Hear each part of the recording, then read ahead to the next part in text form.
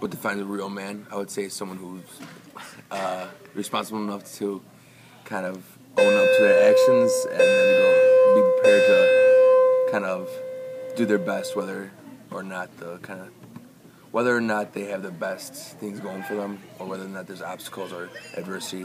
A real man is always going to try to step up to that and try to do his best. Mm. What defines a real man? I would have to say knowing who he is as himself. He has to know who he is and have strength in knowing who he is, being respectful, being proud of himself, and being able to take care of those that he loves. Attitude, the way he carries himself, how he thinks, how he speaks, his sense of responsibility, how he takes care of his responsibility, the role he plays in regards to his loved ones, his family, his education,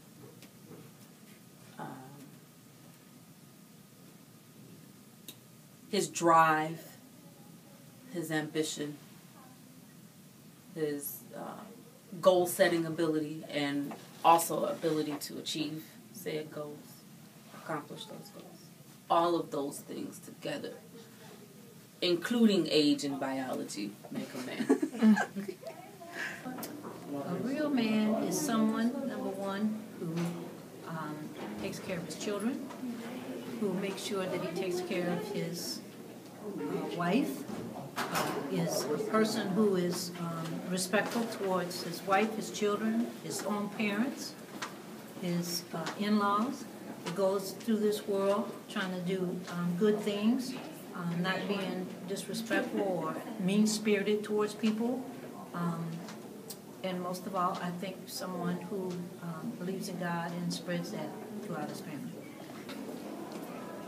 A real man and a real person, both, I think, will be defined by somebody who stands by what they believe in.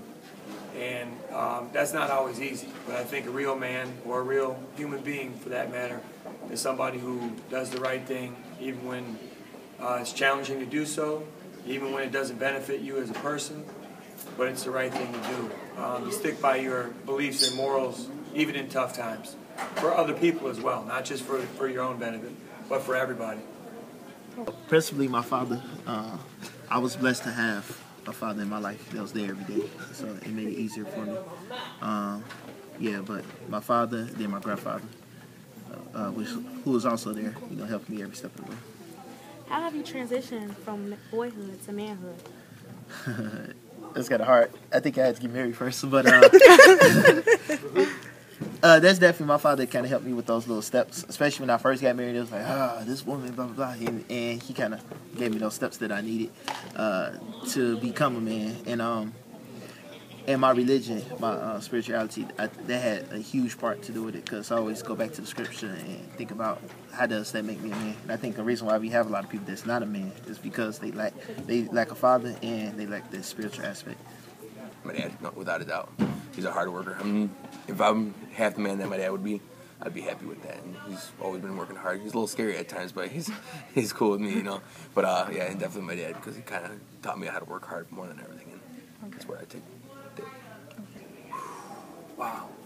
This is a tough one because it's not one person or one thing that has influenced me, but a collective group of people and things that have influenced me significantly. But if you wanted me to name a couple, I would say God, Jesus, the Bible, the religious element. Then I would also say my own father, although he was very, very, very hard on me. Still isn't letting go. Very hard on me, but in a good way. I think that has influenced me to do things in a good way. And then I would definitely give a shout out to people such as coaches. Sports were such an integral part of my life growing up that so many good coaches that have influenced me, and teachers, that those would be the first people that came to mind. But the list is so long that the battery will run out on that thing before I name everybody. As a man. Me? Just trying to get myself better every day. I figure that's what I gotta do, be a man. Eventually I want to be a father, not for a long time, but I want to be a husband, then a father first, but that's not coming anytime soon. But besides that, just try to get myself better every day and prepare myself eventually for that day. You know, everything I do, I want to do it right, do it to the best of my ability, and then I think everything else will work out in its own. Moved out of my parents' house. No, I'm just kind of how have I changed this from boy to man? Just realizing that I'm not a boy anymore. Realizing that I gotta do things for myself too, and be my own advocate to help myself improve and help others around me improve too.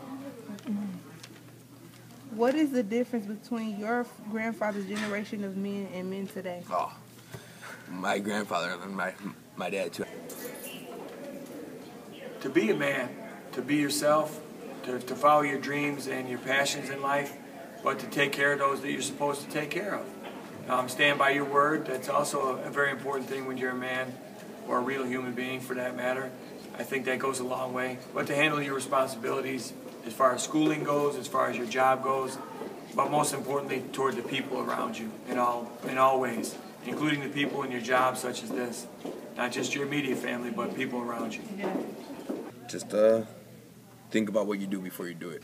Think about the outcomes. Actually kind of weigh the consequences and which make decision-making a process, and don't just do it on what you first think. Just make it a process. Think about it, evaluate everything, and then you can make the best decisions. The most feminine thing you can do is worry about, not saying women do that, but as a man, if you worry about what somebody else thinks, trying to fit in with another guy, and I think that holds you back. So once you let that go, once you think about who you are yourself, I think that's what makes you a man, you know, and that's how you transition. Well, I mean,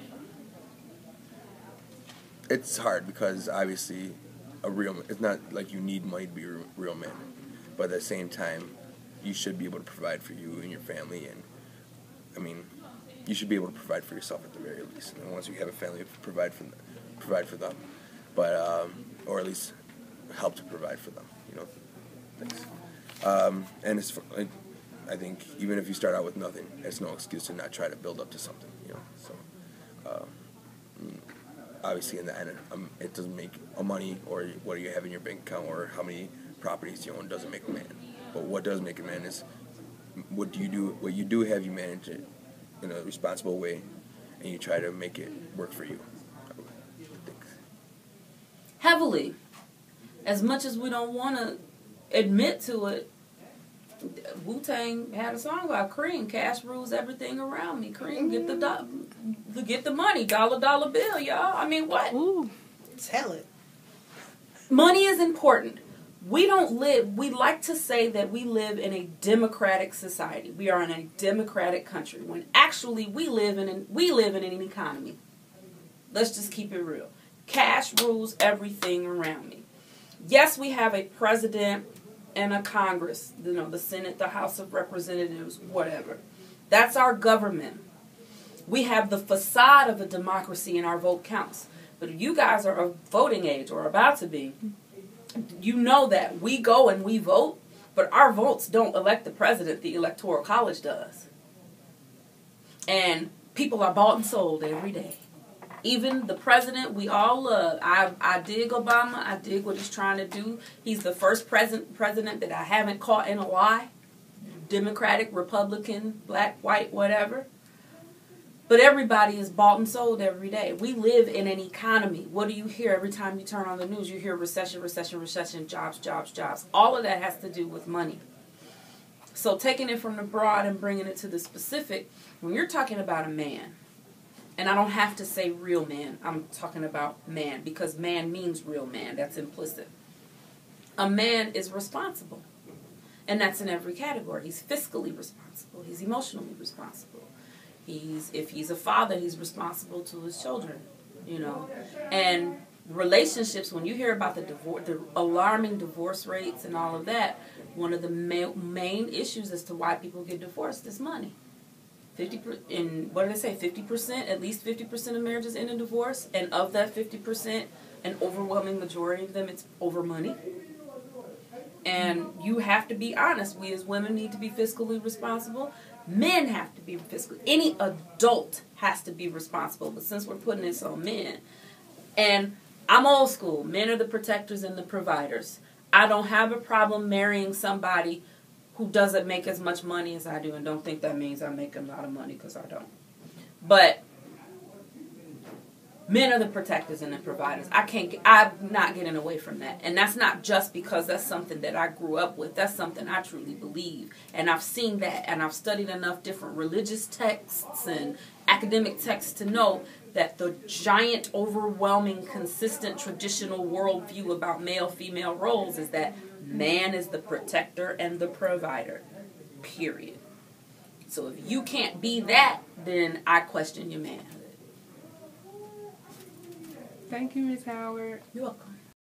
Yeah, like I said, you gotta earn your keep. You know, when I see when you letting your woman or whatever, you know, or your mom especially, you know, take care of you, I think that's you have no business saying you're a man. You're not a man, you know, because somebody's giving you something, and that's why I think, you know, being a man, you gotta earn your keep.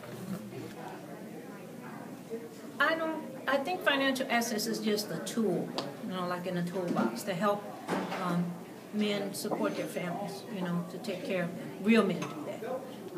I think that men who don't do that, who don't stay in the lives of their children, I don't really believe that those are real men. Here's an example. My ex-husband and I are divorced. We never put our son in the middle of our divorce. And my son, of course, is grown. But the bottom line is him and his father have a wonderful relationship. I have a great relationship with my ex-husband. He calls me on my birthday, every holiday. I think that's the sign of a real man. He takes care of our son. He comes here. They go see baseball games. My ex-husband lives in Philadelphia. And he's remarried. But still, you know, he's always calling me. We joke with each other on the telephone and stuff like that. That's a real man, in my opinion, you know, because his first goal was to make sure that his son was taken care of, that his son went to college. All of that happened, and he's always been in my son's life. I don't think it does define a man, because I think finances are important in that you take care of your family with them and the people that you care about, and you need them to a certain degree. But I also don't think that I don't define myself based on my salary. I think that I live comfortably and I have enough to get by, but I don't think that that's the number one thing that defines me as a person at all. I wouldn't even put it in the top 5. But I think that as long as you can take care of those that you're supposed to take care of, and you have the things you need, and you're willing to give to others with your, as my pastor puts it, time, treasure, and talent, then I think you're okay. In other words, that's not the number one thing that defines me by any means. Mm-hmm. Me personally, I don't think they do, and I don't think they should. It is part of what a man feels to be a man, is that you have to provide for your family, and as long as a male is providing for his family emotionally, finances in my eyes come separate. It helps, but it doesn't determine who he is. I'm Mexican American, so my grandpa always lived in Mexico. My dad was originally born in Mexico, so women are just a lot more submissive, I guess you would say. Like my mom to this day, like she picks out my dad's clothes, like she cooks everything for him, and like she even to when he goes to bed, she have his bed all nice and made up for him. Well, they share beds with whatever, but his side is all nice and made up, and she basically tucks him in, and it's not they're not doing it because it's oh, I'm the man, I'm better than you. It's just kind of the roles that they play, you know. My mom loves doing it. If she feels weird if she's not cooking my dad something, and nowadays I have a girlfriend, it's a lot more egalitarian, we're on the same page. Sometimes we share responsibilities and things along those lines. So I think Mexican men from the older days were looked at women more as something kind of to wait on them, to tend to them, and now you realize that it's not really like that these days. Wow. I would say the previous generations have been more stereotypical of a patriarch type of situation, where you have the man who he's in charge, whatever he says goes, whereas today's society there's less emphasis on the patriarch type of family, and it's more of a more of a community within the family. Everybody has a say, whereas before women wouldn't even work. they had to be at home, take care of the kids. They had, dinner ready when the man came home. The kids were nice and primed and pressed, whereas today everything's still crazy, but everyone runs up and says, "Hi, Daddy," and make dinner together, clean up together, that type of atmosphere. Ooh, very good question. My grandfather's generation. Unfortunately, my maternal grandfather passed when I was 4. My maternal step-grandfather, if you will, passed when I was about 7. And I never knew my father's father. I might have met him. No, his biological I never met. His adoptive I met once.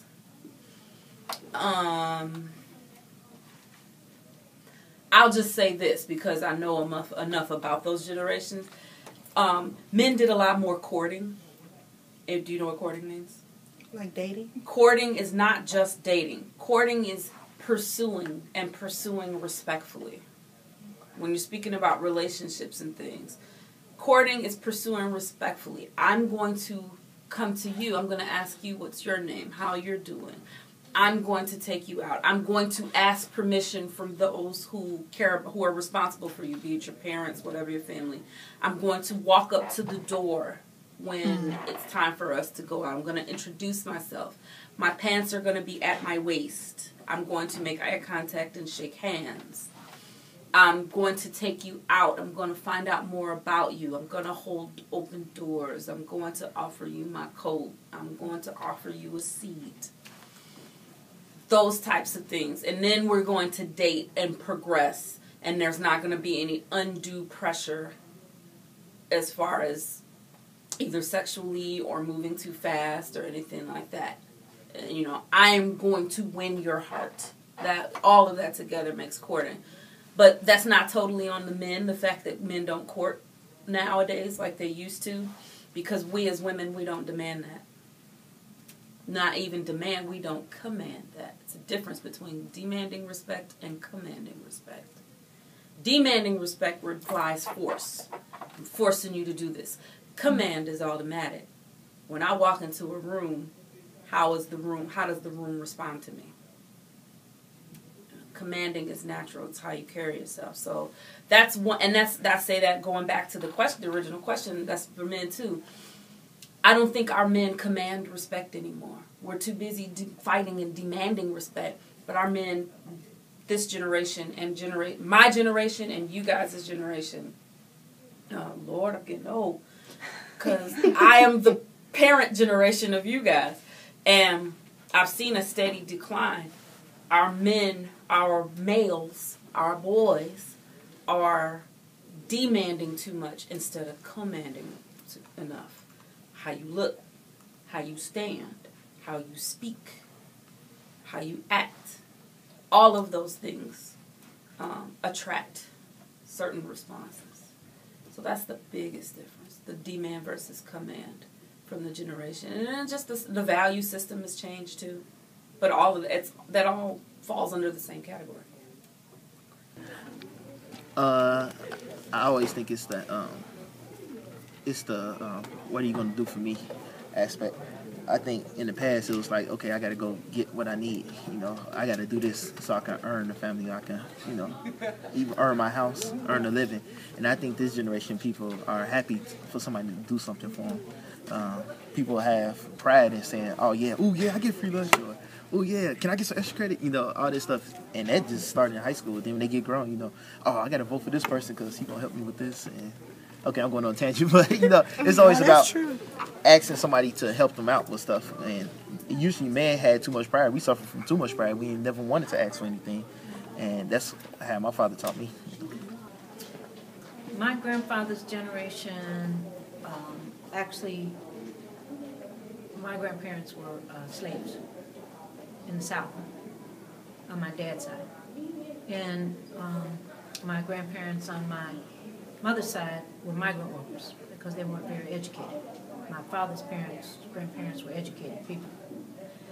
I think that the difference is that back then both sides valued education because out of all the children that my parents had, even though my mother never finished high school, she made sure that all of us have degrees. We all have degrees because they understood the value of education. My father had a degree, and the best job he could get back in the day was to be a porter on the railroad. That was a big thing for black men during that time. My nephews, my son, I think all of them are real men. They're not disrespectful to women. They go to church. They have degrees. They know how to treat people and how to be respectful. If my mother asked them for a glass of water, they're all running to the kitchen trying to get her either a bottle of water or a glass of water. I mean, because it's about family. And when men are respectful people, they know how to respect their family and to, be really conscientious of how they act. And so I think that's part of also being real men, doing the right thing, being the right person, making sure that you become successful to help your family out and, and take care of your kids. That's a big thing for me. I don't know if it's fair to overgeneralize for a whole generation, but I would say that the world has changed tremendously, in terms of the technology, in terms of how things happen faster. I think, generally speaking, though, I think people, have become a lot more self-centered, and that's not a good thing. So I think that maybe that has got lost in the shuffle, but I think that's a whole world issue. And I don't want to overgeneralize an entire generation, but I think people are doing things a little bit too fast at times, and I think we need to focus more on things like family. I do think the family structure is something that has changed significantly, and for that reason I think men have slipped up in a lot of ways. I think fathers have stopped becoming fathers in a lot of ways, and you have that void being filled like teachers and people that you know around the area. But I think that fathers need to take a lot more responsibility for their children, absolutely, for sure. And a lot of that has to do with time. I think that time is the best thing that you can give to somebody, and I think that fathers being around part-time and running the streets is not a good thing at all. I think that leads to a lot of problems.